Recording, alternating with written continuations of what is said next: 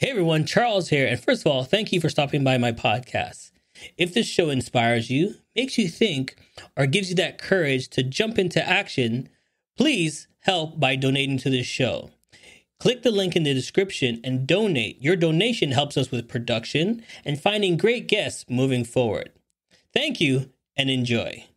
You know you should be doing something different, right? Hey, I'm talking to you. Do you believe that you have the gift for greatness or have a special talent, but don't have the courage to take that next step? Always wondering how others made it look so easy? Well, welcome to Jump, the show that will bring you special guests just like you and me. How did they get the courage to jump into greatness?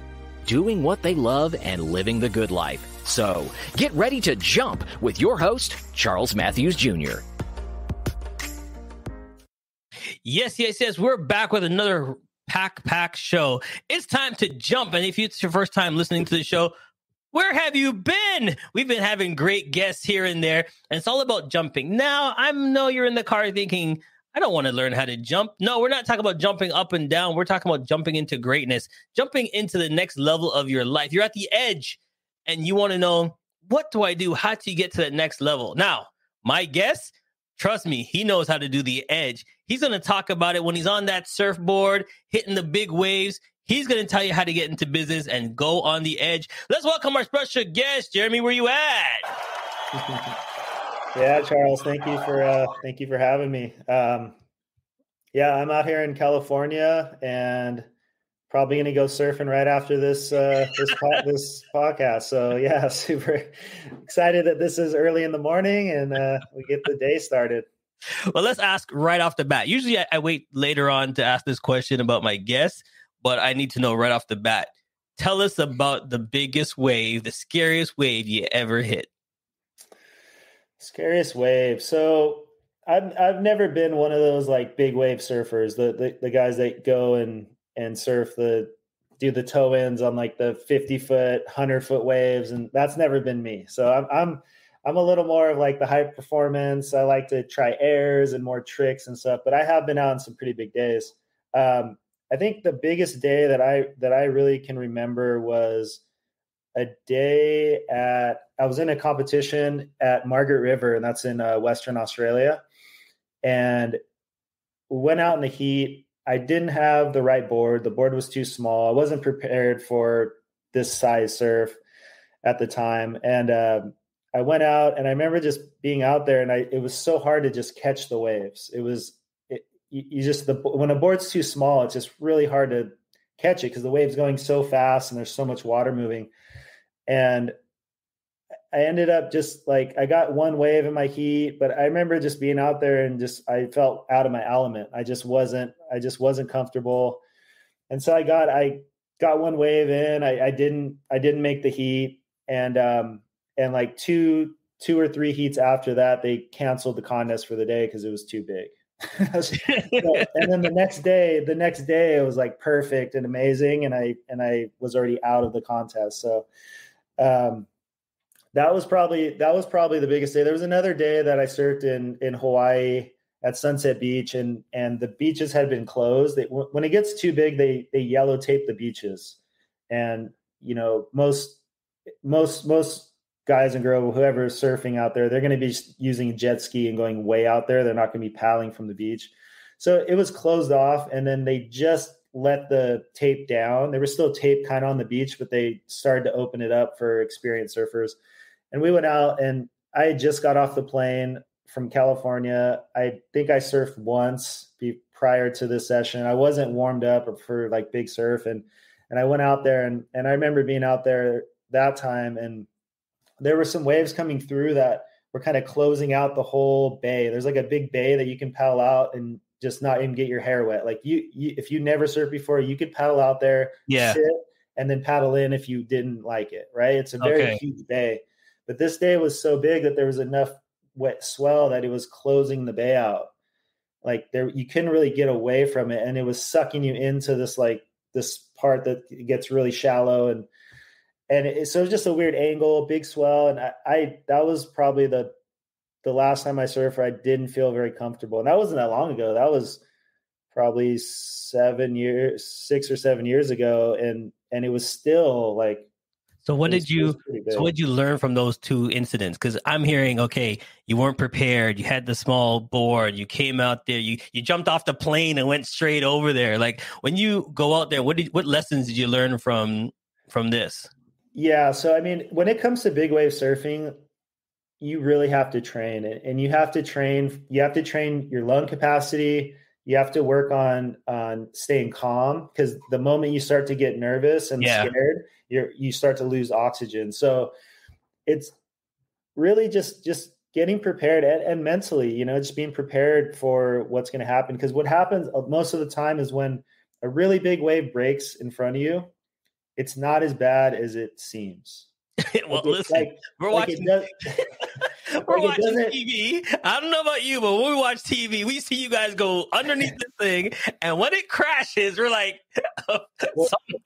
well, there's a level, right? Like, of course, like, but the average wave that's maybe double, triple over your head, Yeah.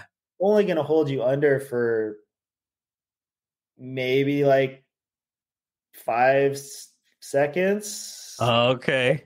max. It's like, it's not till you start getting into that really big stuff where you need to be able to hold your breath for a minute just to be safe. Because if you go under and you're under for 20 seconds, and then Yeah. sometimes there's a second one that hits you. So sometimes you have to stay under for like 2 waves, which that's where it starts to become a whole nother game. You really have to be good and feel comfortable underwater, holding your breath and staying calm. And I've just never been into that. It's never been my thing. I'm more of like, I like the mid-size fun waves, and like, let's just have some fun, All right. I don't know about my listeners, but me, I'll be the guy on the boat, drinking my coconut water, watching you do your thing, my friend. So as a child, like, what was your dreams? What did you want to become? What would you want to do? Or was this always in your future?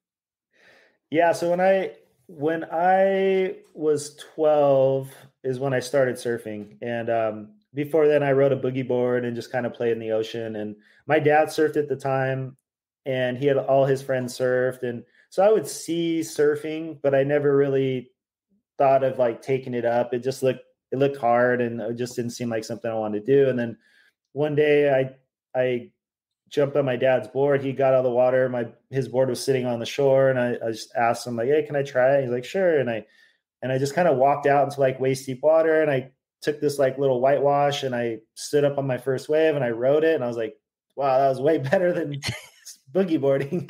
I had like a feeling that kind of hit me right away. And then from there, I was like, I had a board that my uncle had given me when I was probably like 5, and he just like gave me a board, and it was in my garage. I was like, I'm never going to use it, but I had it. So I was like, I'm going to take out this board. And then I just started surfing, and I just really loved it. And I surfed for about maybe close to a year. And then there was a local surfboard shaper in my area, which is this town, Port Hueneme. It's like a small surf community. He kind of saw that I was learning pretty quickly, and he talked to my dad, and he's like, "Hey, I'd like to make him boards and sponsor him."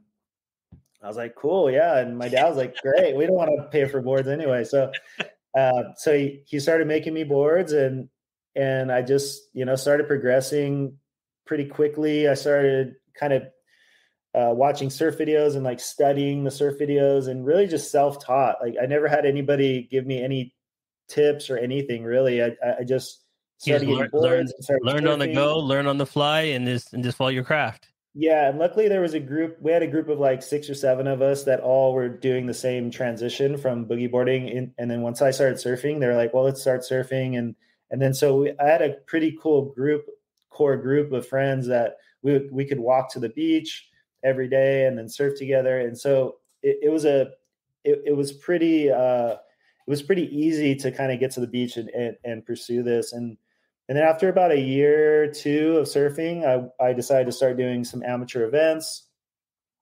And I didn't do well, but I could see the other surfers, and I could tell that I was surfing just as well, if not better. Mm-hmm. I just wasn't good at competition. I just didn't understand like the format. So that kind of just like that kind of just gave me the confidence to see like if these guys are all sponsored and they're winning contests, but I definitely think I surf better or at least as good, then I know that I have a future here. And so that's when I just like pursued it. So then I'm confused now then. Where did all this business come from and the ideas and everything? How does it translate from your story and getting everything into this next level? Because when we tell everybody to jump, well, you jumped right into the big board, into the waves, but then how did you have the confidence to do all the stuff you're doing now? Yeah. So it's a long story, but I'll try to shorten it. So like basically I had competed until I was 19 amateur events. And then when I was 19, I competed in the largest amateur event, which is the NSSA National Championship. And that's surfers from Hawaii, East Coast, and California. Right. And so I competed in this event and I ended up winning the event. And I turned professional after that win. So turned professional, and then I started traveling, competing around the world, traveling on surf trips, and just really, being a pro surfer, right? There's not a lot of money in pro surfing. Okay. So this is what I found out. This is what I found out later. And there are for like the 1%. Okay. So even 1% is making $1 million to $2 million a year at the highest. Like it's so different from any other sport on the planet. It's just ridiculous. And it's the hardest sport on the planet. So it's just kind of crazy how the money doesn't really connect with the skill level and how difficult this really is and dangerous. So anyway, so I did that until I was 30. And when I was 30, the company that I was sponsored by that was paying me went bankrupt. Oh no. And so then I was kind of in the situation where, over the years, I had done like drywall. I've done like painting jobs and construction, like things like side hustles just to kind of make some extra money. But I never had like a job, like a real job. And so then I was kind of like, man, I don't know what to do. Like I'm trying to get sponsors, but when you're 30 in the surf industry, you're like over the hill. So, okay. So they were like, they would just write you off. Like you're 30, like, yeah, we could maybe get you some kind of deal, but it wasn't going to be like with like a big name brand and like, a lot of money. So it was I knew I was kind of getting towards the end of like my surf career as far as like financially getting taken care of. So at the time and leading up to that, like the few years leading up to that, I had a group of friends that I would travel with. And one friend in particular, a friend of mine named Sean Hayes, and we would go to these trips. Like we'd go to Australia, we'd go surf, we'd come back to the hotel and to have lunch and then get ready to go surf again. Right. That's all we kind of did. And when we come back to have lunch, all of us would watch surf videos to get hyped up. And my buddy Sean would open up his laptop and be working. And I'm like, what are you doing? And one time I sat down, I was like, what are you doing? He's like, oh, I'm building a website for somebody. I'm like, really? I'm like, you're getting paid right now while we're out here? And so that's when it just like, it clicked. Cause I've always been really artistic and I've had like a background in just, drawing, and I've always been really creative. I'd paint all my surfboards. Like I've always had that creativity in me. So I was like, no way. So fast forward a few years later, when I lost my sponsor, I was like, what am I going to do? And then I just started thinking about his situation. And I was like, I just need to go to school for design and web design or whatever. So I ended up going to a trade school here in Ventura and did like, it was like a 1.5-year course. And it was just like a crash course, like web design, a little bit of marketing, just get everything. Get it all in. And then from there, when I finished that, I started my own little design agency. Okay. And then just for like a side, just to kind of make some money, I was still surfing semi-professionally, getting some money. So it was kind of like a combination. Right. And then I just kept growing that, and didn't work out too well. I realized that you can't make money unless you get clients. And I was like, where's all the clients at? And I did, you're surfing on one end, you did the business, and it's kind of hard to hand out business cards while you're surfing, right? So yeah, so I didn't understand the struggle of actually like lead generation and getting new customers. I would do these jobs for friends and they'd want yep. deals, and I'm just trying to build my portfolio. I'm not really making money. It's like I'm No. busy, but I'm not making money. And so did that for a while. I was kind of getting frustrated. So I ended up working. I left, I stopped that, and I worked for a design agency out here kind of by my house, and did that for about a year or two, and then learned a lot. Like I really understood the inner workings of the business, and like all the pieces, and how you have to like, customer relationships and just everything. And then I left there, and then I restarted my business again, started that, and then actually started that with my friend Sean, the one that I had, the one that started this whole road. So we actually teamed up, and now we have Subtide Agency, which is a marketing agency, and it's more, we do web design, we do graphics and stuff like that, but it's more leaning towards actually marketing and getting people to your business. Gotcha. Yeah. So how's it? And I love the part where you realized that the business ain't going nowhere. Right. I love the part that you realize, okay, I need to go back to school and maybe figure this out a little bit more and come back. Were you scared? Were you frustrated? Like, what was that part where you went, I'm 30 and I go back to school? I was pretty depressed, to be honest. That was like a time where I felt really lost, because my whole life was like, I really thought I was going to be like, maybe not world champ, but I thought I was going to be up in that category, and I just never got there. And the most frustrating part for me through that process, it wasn't that my skill level wasn't there. It's I never had the proper backing. Like in order to really compete on tour and like give it 100% to try to gain points, it's really expensive. Like you need like between like 50 to 100,000 in travel budget. And I never had that. I always had like the smaller companies that would kind of help me here and there, but it was never just like go. Not getting to the big shows. Yeah. So I felt like I never had the opportunity. In other words, I never had a coach. I never had anybody like guiding me, and I just made mistakes on my own. So when I did have to go to school, I felt like really defeated. Yeah. And I was hopeful because my friend was doing it, and I was like, like I'm going to figure this out. But I definitely did not feel like happy or confident about it. And I was a little scared because it's like, now I'm going to do this whole schooling. Maybe I get a job, but getting a job, I'm only going to make so much. And I don't want to just make so much. I want to have like, I don't want to have a ceiling on what I can make. So that's when I was like, I'm going to have to start my own thing. Right. But yeah, it was a time when I was like, I was definitely nervous about it. But I did have the blueprint with my buddy that was doing it. So I knew it was possible. Right. So did you, knowing what you know now and who you are now, do you wish that there was a carbon copy of you to help you when you were surfing with the marketing, with the what you know now? You could have helped yourself at the 19-year-old you? Oh, yeah, so much. Like, so now just to fast forward even more. So I started when COVID hit, I ended up starting a surf school. So now I teach, I coach, all levels, like beginner all the way to like advanced kids that are trying to make it and go pro. So I feel like I saw the value in I saw the value in getting coaching from my peers versus me not coaching. So I just decided like, I'm going to try to help as many people, adults, anybody, like just learning to surf is so challenging to do it on your own.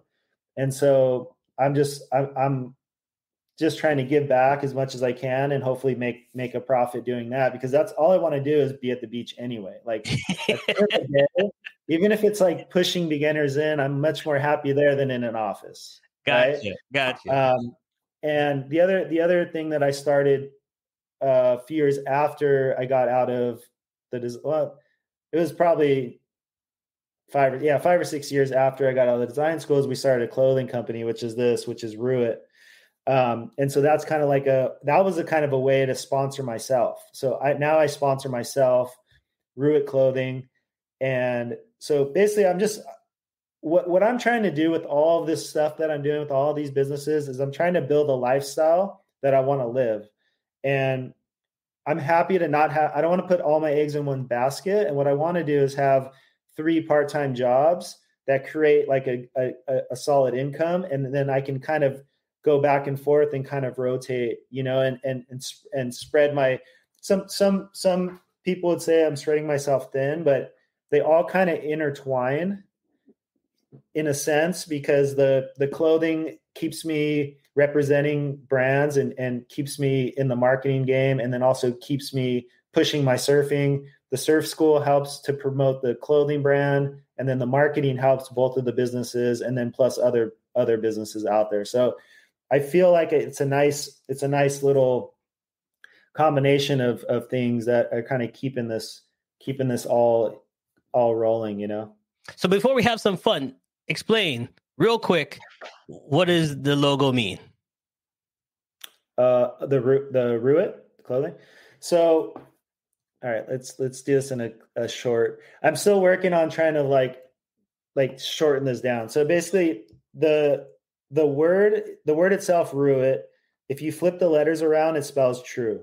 So the whole meaning behind this is to be true to you. So whatever it is that you want to do it. If you want to have a podcast, like do it because you want to have a podcast, like because you love it, or whatever that is sport, anything, right?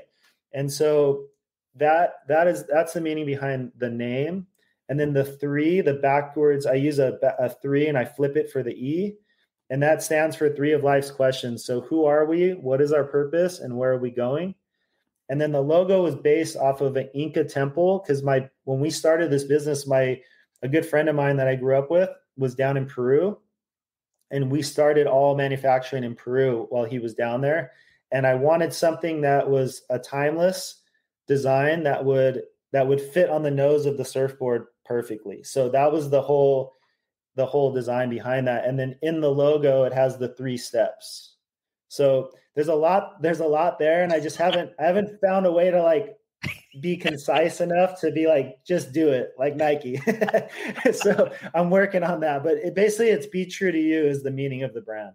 Well, it sounds great to me, because this is what we tell everybody here on the podcast. Be true to you. You have your talent.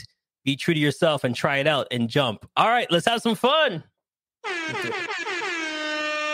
It's now time for rapid fire. I'm going to throw some questions at you. You got 2 minutes on the clock. Now you can elaborate, but remember, you got to get through all the questions in the 2 minutes. So you get to choose your own questions. Do you want A, B, C, or D, my friend? Let's go A. A. 2 minutes starts on the clock when I ask the first question. What is your favorite drink? Favorite drink? Water. What are you most productive? When? Yep. Mornings. What inspires you and why? Freedom, because I just want to be able to live my life and enjoy it with friends and family. Well, this question is kind of ridiculous, but I'm going to ask it anyways. Summer or winter? Summer. That's for sure. What's something happening in your life right now that you're excited for? I'm really excited. I'm actually really excited about Subtide and our marketing business, because it's really been taking off, and I really feel like this is gonna help the other companies and everything else that I'm doing in my life. Favorite number and why? 1, because first place. Favorite cake? I don't like cake. Oh, woo, we gotta go back to that question. How do you start your day? Coffee, foam rolling, and some Wim Hof breath work. There you go. Worst subject in school? Math. Best subject in school? Art. And with 25 seconds left on the clock, what scares you? 100-foot waves.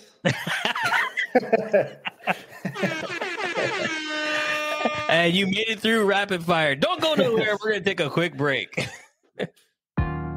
CMJ Entertainment is a one-stop shop. CMJ Entertainment helps people do any type of events, and it's a marketing tool as well.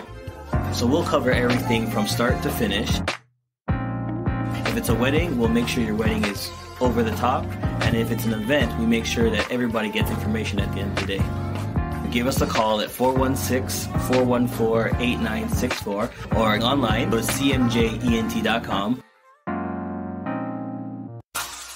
Hey, it's okay if you're driving or too busy to take notes. Charles has your parachute packed with all the info you need to jump into success. Check out the links section for all the tools you need to land safe. Now, let's keep falling with Charles and his special guest.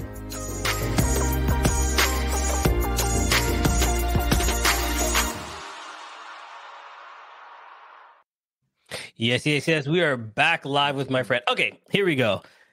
You said 100-foot waves scares you the most. Besides doing, surfing and stuff, are you a fan of like the roller coasters? You want the adrenaline? Like, what is your big thing? If you're not surfing, what grabs you?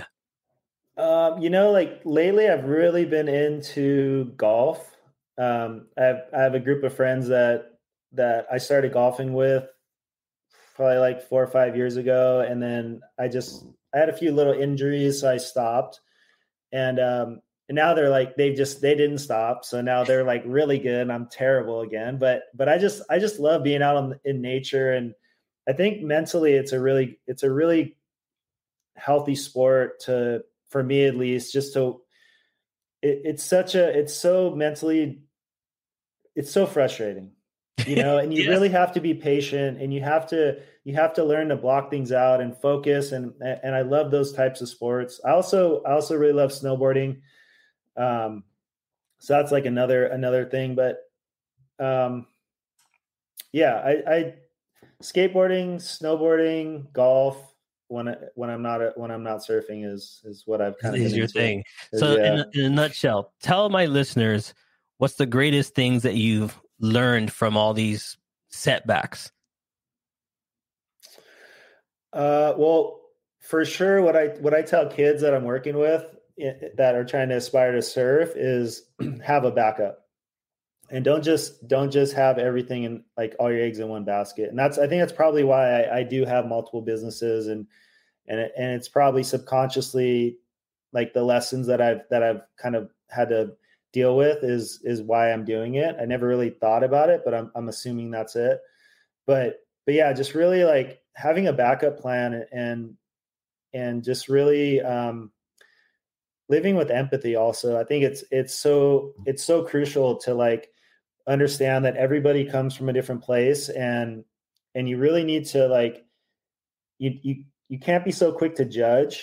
Should probably never judge, but can't be too quick to judge, especially just because you don't know what people are going through. You don't know what's going on. And so I think that, and then having a backup plan are two really crucial factors in your life, especially growing up if you're, as a kid. Yeah. I like that, everybody has their dreams, but if you have your education, something to fall back on, or just in case, go for it 100%. You can even fulfill your dream. You can get into the major leagues and something happens. What are you falling back on? Learn your stuff. So I love that idea that you tell the kids that, because at the end of the day, you got to learn the contract, learn the ins and outs of the business, learn what you have to do. Because at the end of the day, you got some good people on your side and not so good people on your side. Are you reading your own contract? What percentage are you actually walking away with the prize money? Like all these things come into play, but are you learning? What are you learning from it? You know what I mean? Right. No, that's a huge thing. And it's especially in the surf world, it's a tough one because you can't be a pro surfer and go to college. It's different. So with other sports, you go to college, then you become a pro surfer, or you become a pro athlete, right? Right. It's really weird because the companies don't want you not in the water every day because they're paying you to increase your surf level. And so you can't do that if you're in college. And so I'm hoping maybe that kind of changes. But the fact is, surfing's a sport that it takes a long time to progress, and you can't surf anytime you want. So it's kind of weather dependent, swell dependent. So not every day has waves, so you have to be on it, and you have to your time has to be blocked out, free, so you can go surf if it's good, if you're trying to become a pro. So it was kind of like I couldn't go to college if I wanted to surf. Like the company wouldn't even have paid me. So it's kind of a tricky thing. And so that's where like trade schools are like learning. Now you can learn online. Right. So just do online courses if you're trying to do this, and just educate yourself with something that you're interested in. Yeah. So when you're not on the water, and the days off, or even, when you're taking a break, flip open that laptop like your buddy. Yep. What I mean? Take a 1 hour course here and there, and then get your knowledge to move forward. So I think that's a fantastic idea. All right. Before we let you go, let's have some fun. Now time for Pick 3.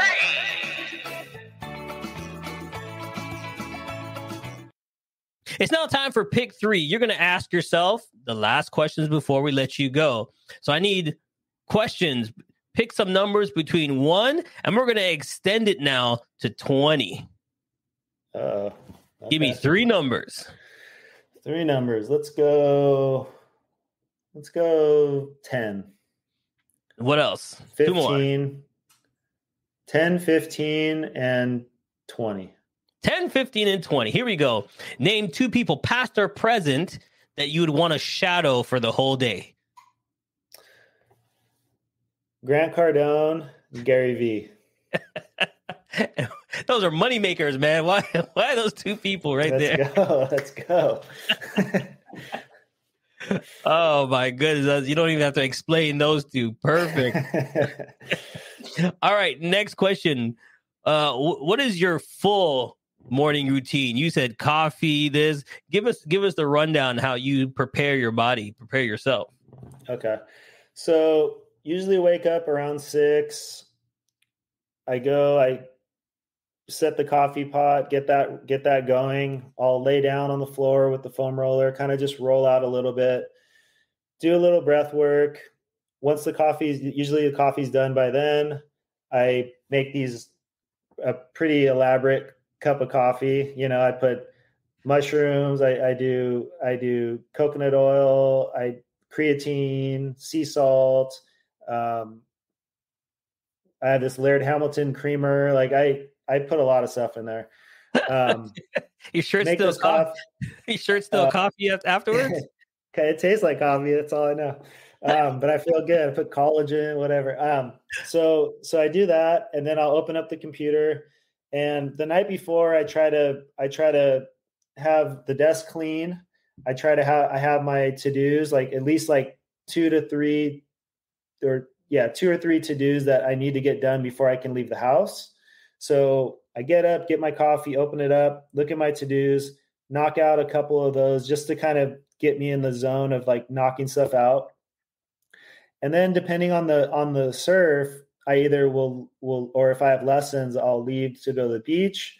If I don't, then I'll just keep powering on the computer, and I'll be checking the surf. There's like surf cams, like you can see the cam. So I'll just be watching the cam. If I know there's some swell, and kind of keep an eye on it, and then I could jet out and go surf for a little while if, take a break. But that's basically it. It's either I'm at the beach after my few to-dos, or I'm just grinding on the computer all day to try to get stuff done.